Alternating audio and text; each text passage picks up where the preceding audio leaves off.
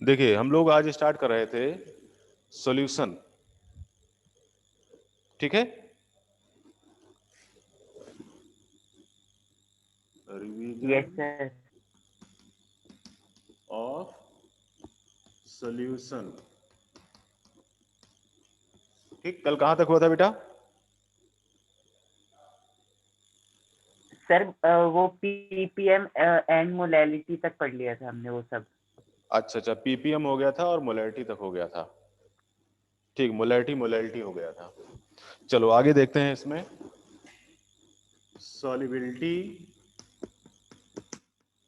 Of solids in liquid,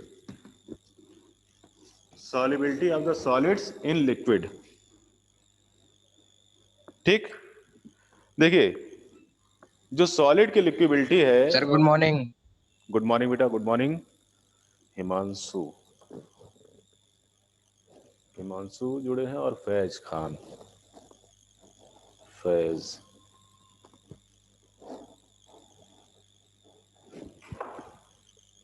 ठीक है।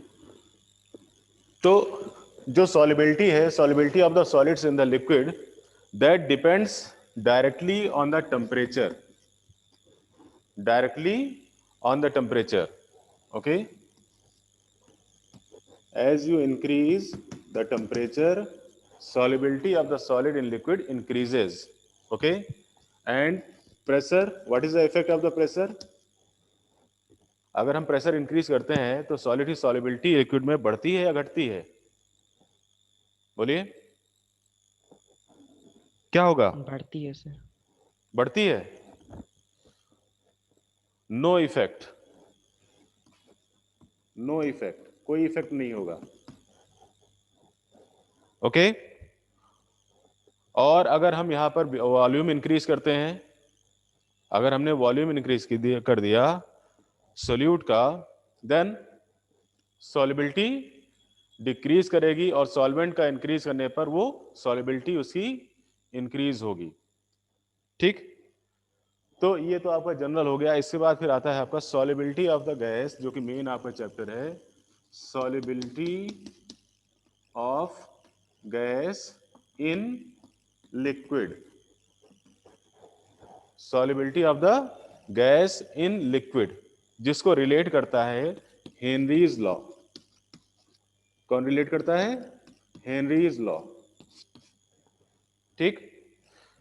देखिए बेटा, ये आपका जैसे वन शॉट वीडियो होता है जिसमें आप 1 आवर में अपनी जो है पूरे चैप्टर को रिपीट करते हैं, सेम उसी टाइप से उसी पैटर्न पर इसको हम बना रहे हैं, ठीक है। जिसमें आपका हम कोशिश करेंगे कि 1 क्लास के अंदर आपका ये चैप्टर फिनिश हो जाए, एक चैप्टर फिनिश हो जाए, ठीक है। तो उसी हिसाब से चलेंगे। चलिए बताइए हेनरीज लॉ क्या होता है? What is the Henry's law? Anyone?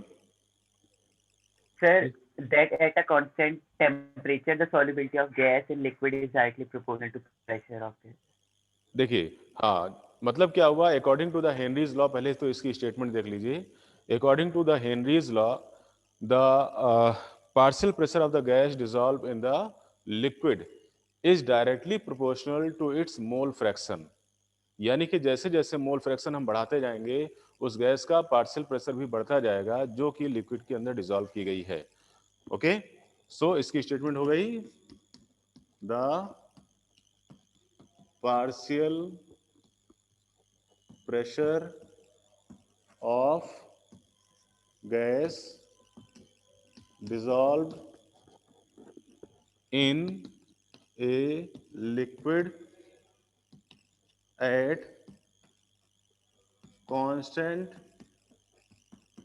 temperature is directly proportional to its mole fraction। यही होती है स्टेटमेंट, है ना। सो P Yes sir. is directly proportional to XB, or you can say P is equal to KH XB, okay, where KH is the Henry's constant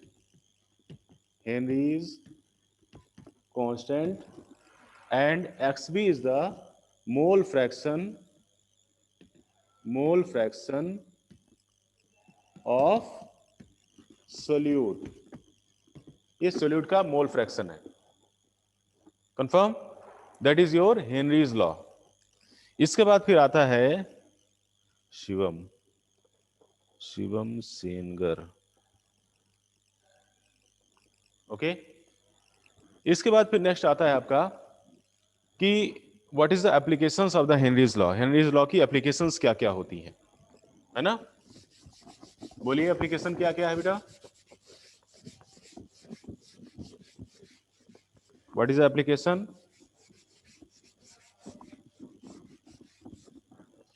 Solubility of CO2 in soft drinks.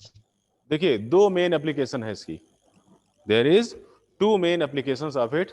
Number one, the aerated soft drinks are packed at low temperature and high pressure. ठीक है बेटा, एक minute.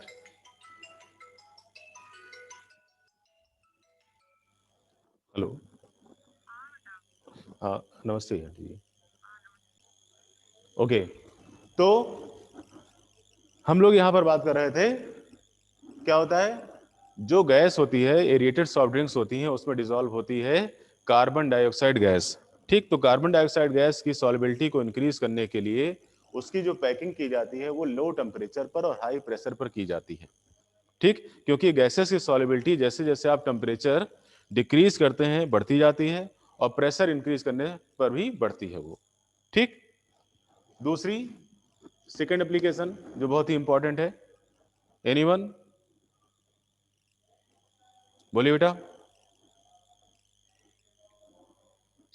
Scuba diving.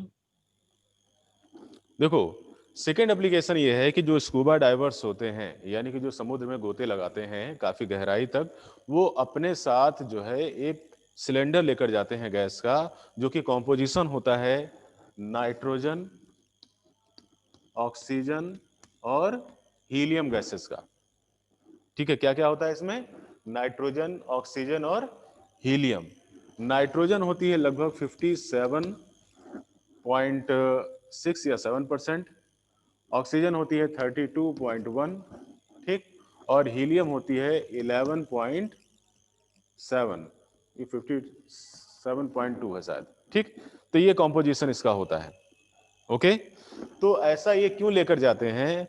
ऐसा ये इसलिए लेकर जाते हैं गैस सिलेंडर में मिक्सचर इसलिए लेकर जाते हैं क्योंकि जो गैस का प्रेशर रहे, ऑक्सीजन का जो प्रेशर रहे, वो सेम मेंटेन रहे जैसा कि सी के लेवल पर होता है. अगर ऐसा नहीं होगा तो ब्लड में ऑक्सीजन के साथ साथ बाकी गैसेस भी डिसॉल्व होने लगती हैं. और जब वो पर्सन जो स्कूबा डाइवर है वो धीरे धीरे ऊपर सरफेस की तरफ बढ़ता है, तो जो गैसेस उसके ब्लड के अंदर डिसॉल्व हो गई थी वो बबल्स के फॉर्म में बाहर आने लगती हैं और फिर ये मसल्स में जाकर ट्रैप हो जाती हैं, जिसकी वजह से मसल्स में काफ़ी ज़्यादा पेन होने लग जाता है, उसमें ऐठन होने लग जाती है. तो इसको अवॉइड करने के लिए क्या ले जाते हैं वो? अपने साथ गैस सिलेंडर लेकर जाते हैं जो कि मिक्सचर होता है नाइट्रोजन, ऑक्सीजन और हीलियम का. तो कई बार ये क्वेश्चन पूछा गया है नीट में भी, जेई में भी, कि what is the composition of the gas cylinder carried by the scuba divers. Clear हुआ बेटा सबको? Yes, sir. Yes, sir. ठीक है. तो ये दो मेन एप्लीकेशंस हैं किसकी? हेनरीज लॉ की. इसके बाद फिर सेकंड आता है आपका Raoult's law. Raoult's law. Raoult's law किससे रिलेटेड है बेटा? Raoult's law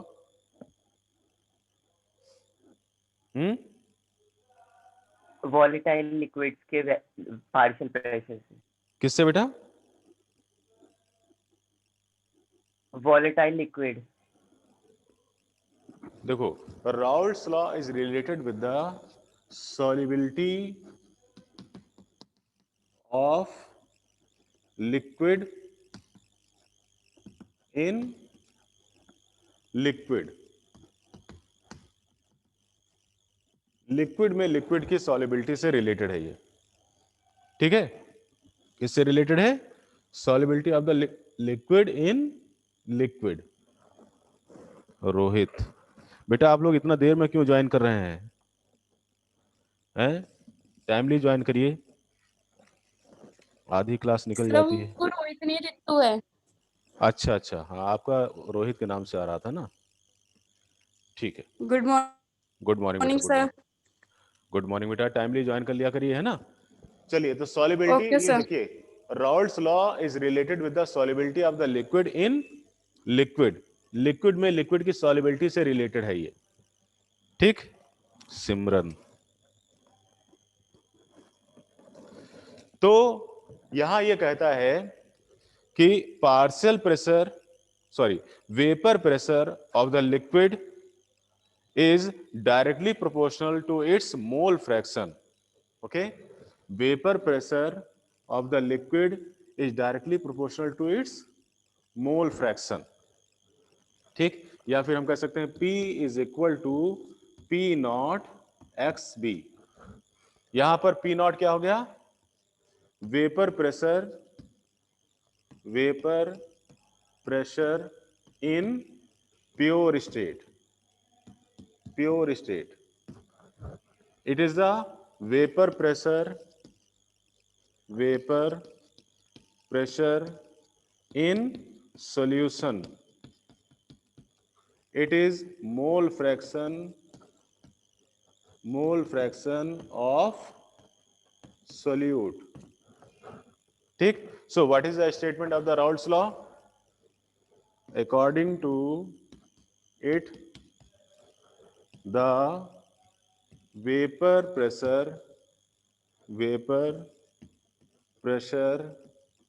of solute in solution at constant temperature is directly proportional to its mole fraction। ठीक, ये इसकी स्टेटमेंट हो गई।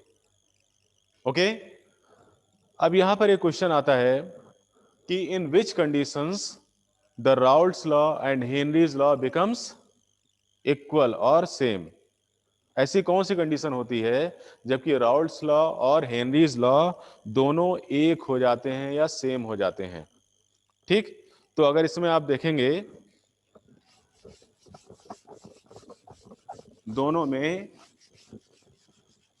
ये आपका राउल्ट्स लॉ हो गया और हेनरीज लॉ होता है P is equal to KH XB। तो अगर if P not becomes equal to KH, then the Raoult's law and Henry's law will be same। इसका मतलब क्या हुआ कि जब partial pressure, vapour pressure of the solute is equal to the Henry's law constant, in such condition the Henry's law and Raoult's law are the same। ठीक, clear हुआ? अब इसके बाद फिर नेक्स्ट क्वेश्चन इसका आता है जो कि बोर्ड में पूछा जाता है, that is about the application of the Raoult's law। What is the application of Raoult's law? Anyone? Raoult's law की एप्लीकेशन क्या है? बोलिए बेटा।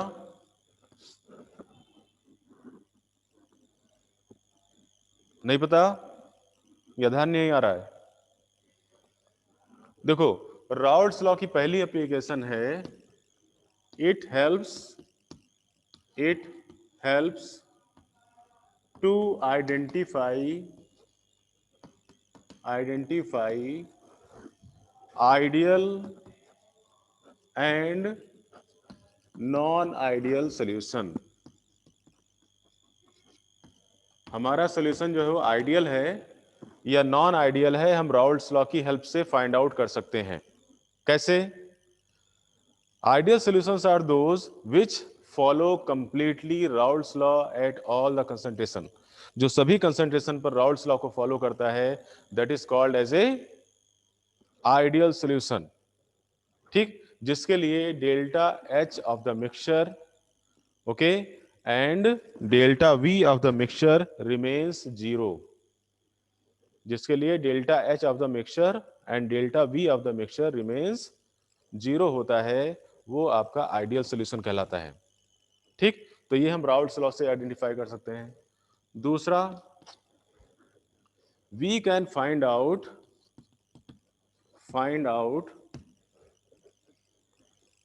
टोटल वेपर प्रेशर और मोल फ्रैक्शन यानी कि PA not, PB not, XA, XB।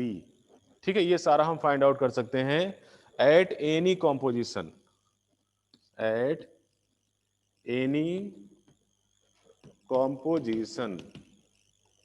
Of mixture. किसी भी मिक्सचर में, किसी भी सॉल्यूशन में, किसी भी कॉम्पोजिशन पर हम इन सारी चीजों को फाइंड आउट कर सकते हैं।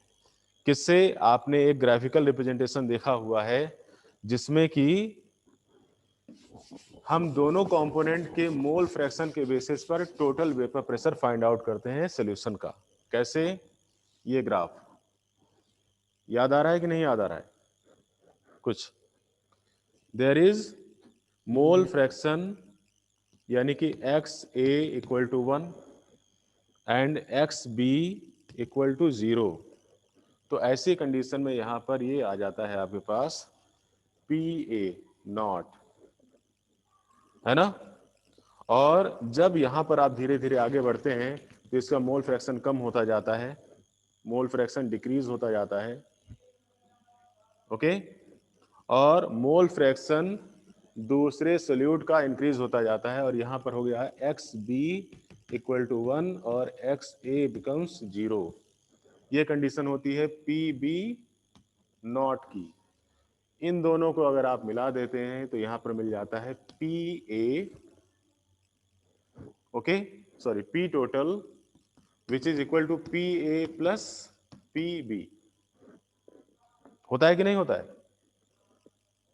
Yes. Yes, sir. ठीक है, तो ये क्या हेल्प करता है? ये हेल्प करता है किसी भी कॉम्पोजिशन में P टोटल निकालने में, किसी भी कॉम्पोजिशन में P टोटल कैलकुलेट करने में ये हमारी हेल्प करता है। ओके, क्लियर हुआ? Yes. अब इसके Yes, बाद sir. देखते हैं हम लोग आइडियल और नॉन आइडियल सॉल्यूशन क्या होते हैं। What is the ideal solution and non ideal solution? तो आइडियल सॉल्यूशन हमने अभी बताया, ideal solutions are those, ideal solutions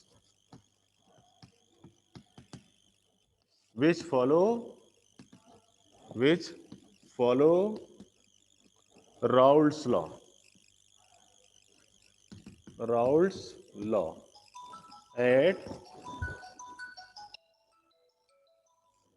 at all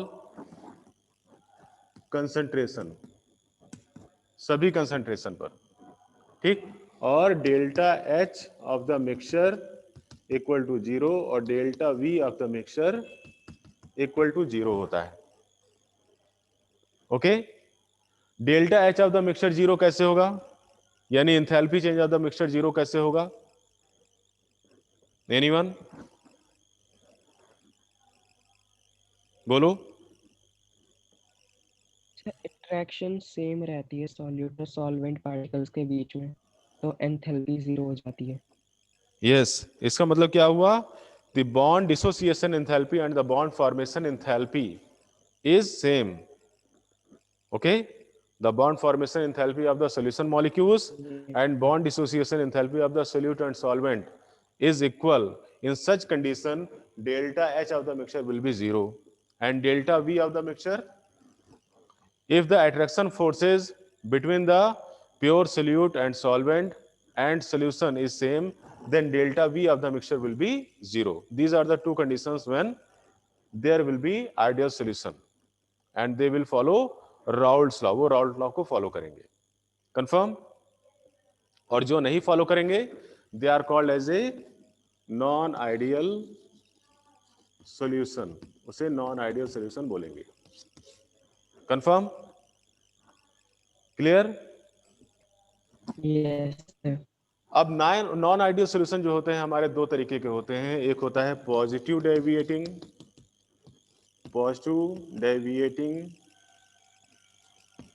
और नंबर 2 होता है नेगेटिव डेविएटिंग. ठीक. पॉजिटिव डेविएटिंग क्या होगा? जैसे कि अभी आपने ग्राफ देखा, देखो पॉजिटिव डेविएशन में नॉर्मली होना चाहिए एक्स ए इक्वल टू 1 है, so there will be P A not, and when X B equal to 1 there will be P B not. तो नॉर्मल जो होना चाहिए वो इस तरह से होना चाहिए. लेकिन जब ये पॉजिटिव डेविएशन शो करते हैं तो यहाँ पर जो वेपर प्रेशर है वो एक्सपेक्टेड से इंक्रीज हो जाता है. कुछ इस तरीके से ग्राफिकल रिप्रेजेंटेशन इसकी आती है जिसको हम बोलते हैं positive deviating non ideal solution. ऐसा क्यों होता है? पॉजिटिव डेविएशन क्यों शो करते हैं नॉन आइडियल सॉल्यूशंस? एनीवन? देखिए हुआ सर ऐसा, इंटरेक्शन कम होने की वजह से. हाँ हुआ ऐसा कि जब यहाँ पर हमने प्योर सोल्यूट और प्योर सॉल्वेंट को मिलाकर सॉल्यूशन बनाया तो ऐसी कंडीशन में जो सॉल्यूशन के मॉलिक्यूल्स बने उनके बीच में लगने वाला अट्रैक्शन फोर्स कम हो गया, और अट्रैक्शन फोर्स कम होने की वजह से उनका रेट ऑफ वेपराइजेशन इंक्रीज हो गया. इसलिए रिजल्टेंट वेपर प्रेशर जो नॉर्मली होना चाहिए था उससे इंक्रीज आ रहा है यहाँ पर. ठीक. और वो पॉजिटिव डेविएशन शो करने लगते हैं. यहीं पर एक चीज जान लीजिए, पॉजिटिव डेविएटिंग जो सॉल्यूशंस होते हैं they act as a minimum boiling azeotrope. जो पॉजिटिव डेविएशन शो करते हैं राउल्ट्स लॉ से वो क्या होते हैं? They are called as a minimum boiling azeotrope. याद आ रहा है कि नहीं याद आ रहा है? Yes, sir. Okay. What are the minimum boiling azeotrope? Azeotrope क्या होते हैं? Azeotrope are such solution mixture in which vapor phase and liquid phase both are present at the same temperature, और जिसको हम डिस्टिलेशन से अलग नहीं कर सकते हैं. ये भी आपका आईआईटी का क्वेश्चन था, जेई का, कि what are the characteristic of the azeotrope. तो एजियोट्रोप की कैरेक्टरिस्टिक ये है कि they can not be separated by the process of the simple distillation. Okay. क्योंकि एक ही टेम्परेचर पर वेपर फेज और लिक्विड फेज एग्जिस्ट करती है. Confirm? Okay. Now see. Yes. What is the negative deviating non-ideal solutions? तो negative deviation में क्या होगा? फिर से X A equal to 1, X B equal to 1 होना चाहिए इसको ऐसा, लेकिन यहां पर इसका जो टोटल वेपर प्रेशर है वो पहले से डिक्रीज हो गया.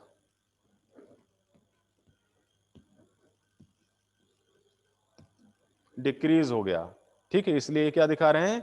They will show negative deviation, क्योंकि यहां पर जो नए बनने वाले सॉल्यूशन के मॉलिक्यूल्स थे उनके बीच में लगने वाला अट्रैक्शन फोर्स पहले से क्या हो गया? बोलो भाई. ज्यादा. अट्रैक्शन फोर्स सॉल्यूशन का क्या हुआ? Objection forces increase. ठीक. इंक्रीज होने की वजह से वेपर प्रेशर डाउन हो गया. ठीक. और ये नेगेटिव डेविएशन शो करने लगे, और ये जो होते हैं they are also known as maximum boiling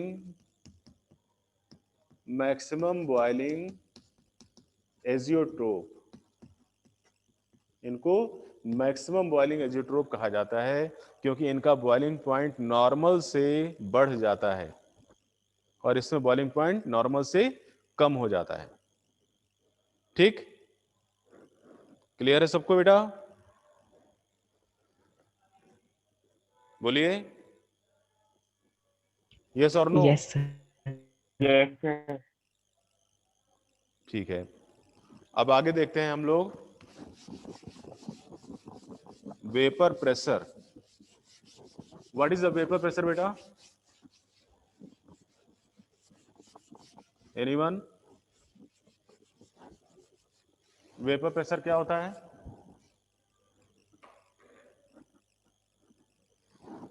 अगर ये वेसल हम यहाँ पर कंसीडर कर लें, Sir, the pressure exerted by the weapon. हाँ, इसको एक और तरीके से डिफाइन किया जा सकता है। Suppose that this is a liquid, okay, और इसके वेपर स्टेट में प्रेजेंट जो मॉलिक्यूल्स होंगे इसके सरफेस के ऊपर जो प्रेशर लगाएंगे, that is called as a vapour pressure, okay. But it can also be defined as a such required external pressure, okay, which is efficient to stop the process of vaporization of any liquid, that is called as a vapor pressure, okay. The pressure required to stop the process of the vaporization of a liquid is called as a vapor pressure, ठीक। अब यहां पर हम लोग देखेंगे colligative properties. क्या देखेंगे? Colligative property. बोलिए बेटा, what are the colligative properties? Anyone? The properties Sir, वो property is जो depend on the number number of of solute particles. particles पे डिपेंड करती है, Yes. नेचर पे नहीं। Such properties which depends on the number of solute particle, not on their nature, उनके nature पर depend ना करके उनके नंबर पर डिपेंड करती हैं। ऐसी प्रॉपर्टीज को हम बोलते हैं कॉलिगेटिव प्रॉपर्टीज। टोटल यहां पर आपको 4 प्रॉपर्टीज पढ़नी है। पहला, relative lowering of vapour pressure, RLVP, ठीक।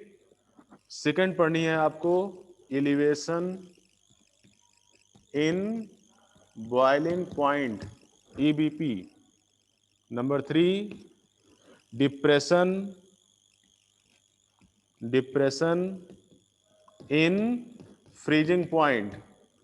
और नंबर 4 पढ़ना है आपको ऑस्मोटिक प्रेशर, ठीक। ये आपको 4 पढ़नी है। अब पहले देखिए relative lowering of vapour pressure. Relative lowering of vapour pressure, देखो क्या होता है, जब प्योर सॉल्वेंट के अंदर आप नॉन वोलेटाइल सोल्यूट ऐड करते हैं तो उसके मॉलिक्यूल्स जो है वो सरफेस को कवर कर लेते हैं। इसके वजह से जो सॉल्वेंट था, जो उसका रेट ऑफ वेपराइजेशन था, वो पहले से डिक्रीज हो जाता है, ठीक। तो सपोज कीजिए कि पहले जो प्योर सॉल्वेंट था उसका वेपर प्रेशर कितना है, वो P0 है, ओके। जो सॉल्यूशन है उसका वेपर प्रेशर है PS, ठीक।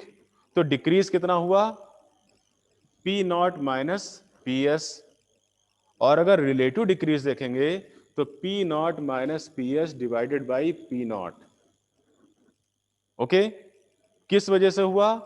Due to the increasing number of moles of the solute, यानी कि ये इक्वल होता है mole fraction of the solute के, यानी P0 minus PS upon P0 equal to XB। और अगर number of moles of solute are very less, then you can say P0 minus PS upon P0 is equal to NB upon NA. That is your relation for the relative lowering of vapor pressure, ठीक। आगे आ जाइए, elevation in the boiling point. Boiling point क्या होता है बेटा? Anyone definition बताओ। The temperature at which the vapor pressure is equals to the atmospheric pressure. Very good. It is the temperature when the vapor pressure of the liquid becomes equal to the atmospheric pressure, ठीक। तो अगर हमने solution के अंदर, ठीक, या solvent के अंदर नॉन वोलेटाइल सोल्यूट डाला तो उसकी वजह से उसका वेपर प्रेशर क्या हो जाएगा, डिक्रीज हो गया। तो वेपर प्रेशर डिक्रीज होने की वजह से उसको हमको फिर से बॉइलिंग पॉइंट तक ले जाने के लिए ज्यादा टेम्परेचर देना पड़ेगा, यानी कि बॉइलिंग पॉइंट इंक्रीज हो गया। ठीक, तो सपोज दैट पहले इसका बॉइलिंग पॉइंट था TB नॉट, ठीक, बाद में बॉइलिंग पॉइंट हो गया TB। ओके, तो what is the change between the boiling point, यानी कि डेल्टा TB कितना हुआ, delta TB equal to TB minus TB not. Okay, और ये किस वजह से हुआ, it is because of the increasing number of moles of the solute. ठीक, तो ये डायरेक्टली प्रोपोर्शनल होता है, delta TB is directly proportional to the molality, और यहां पर इक्वल करने के लिए एक कांस्टेंट लेकर आते हैं, that is called as a KB, molal elevation constant. KB is the molal elevation constant, जिसकी डेफिनेशन भी पूछी गई है कई बार बोर्ड में, है ना। कैसे डिफाइन करेंगे मोलर एलिवेशन कांस्टेंट को, बोलो। देखो बहुत सिंपल सा है, KB आ गया हमारा, KB equal to delta TB upon M। So the molar elevation constant is the increase in the boiling point of 1 molar solution. 1 molar solution के बॉइलिंग पॉइंट में जो इंक्रीज होता है वही क्या कहलाता है, उसका मोलर एलिवेशन कांस्टेंट कहलाता है। क्लियर है बेटा। Yes, sir. आगे देखेंगे डिप्रेशन इन फ्रीजिंग पॉइंट। अब फिर से देखो वहीं से रिलेट कर दिया, फ्रीजिंग पॉइंट क्या होता है, what is a freezing point.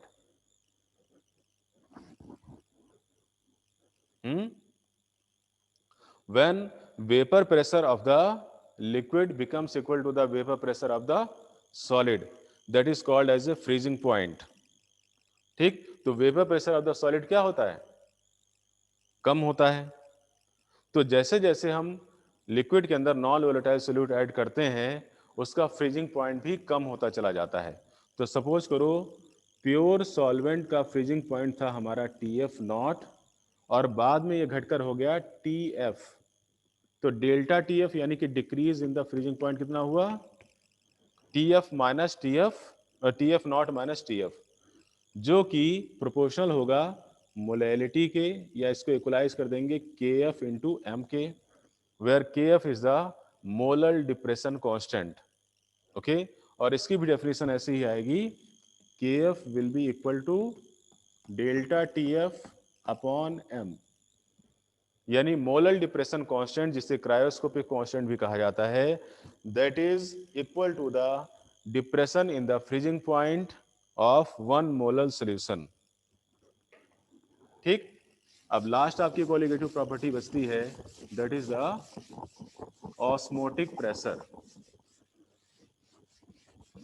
Osmotic pressure, देखिए ऑस्मोसिस क्या हुई, suppose that there is a solution, बीच में हमने सेमी परमेबल मेम्ब्रेन लगा दिया SPM, यहां पर हमने सॉल्वेंट रखा, यहां पर सॉल्यूशन रखा, that is solvent, that is solution. अब कंसंट्रेशन ऑफ द सॉल्वेंट किधर ज्यादा है, जहां प्योर सॉल्वेंट है ना। Yes, sir. तो सेमी परमेबल मेम्ब्रेन से ऑस्मोसिस होगी, यानी कि सॉल्वेंट के मॉलिक्यूल्स अपने हायर कंसंट्रेशन से लोअर कंसंट्रेशन की तरफ मूव करना शुरू कर देंगे। ठीक, जिसे हम बोलते हैं ऑस्मोसिस। और इस कॉलम पर, यानी कि अपोजिट कॉलम पर जिधर ये जा रहा है, इस कॉलम पर अगर हम इतना प्रेशर लगा दें कि ऑस्मोसिस रुक जाए, that is called as a osmotic pressure. So osmotic pressure is a pressure which is required to stop the process of the osmosis. Okay? और ये इक्वल होता है किसके, pi equal to CRT। Osmotic pressure pi equal to CRT, where C is the concentration, R is the gas constant, and T is the temperature. Okay? T is the temperature. और अगर ये osmotic pressure हमने ये pressure हमने external pressure जो है वो osmotic pressure से ज्यादा कर दिया, तो प्रोसेस रिवर्स हो जाता है, और इसी को बोलते हैं रिवर्स ऑस्मोसिस। क्या बोलेंगे, रिवर्स ऑस्मोसिस। ठीक है। Yes, sir. तो इस और इसके बाद फिर आपका जो वांट हाफ फैक्टर है वो इस बार आपके सिलेबस में नहीं है, कटा हुआ है। तो इस तरह से आपका सॉल्यूशन चैप्टर जो है वो फिनिश हो जाता है। ठीक, क्लियर। Yes, sir. अब इसके न्यूमेरिकल्स बचे हुए हैं, न्यूमेरिकल्स चलो नेक्स्ट क्लास में देख लिया जाएगा। आज के लिए इतना ही रखते हैं, बाकी नेक्स्ट क्लास में। और आज केवल 7 स्टूडेंट प्रेजेंट थे, बाकी के घर पे कॉल जाने वाली है। ठीक, क्लियर है बेटा? कुछ ऐसा जो ना समझ आया हो?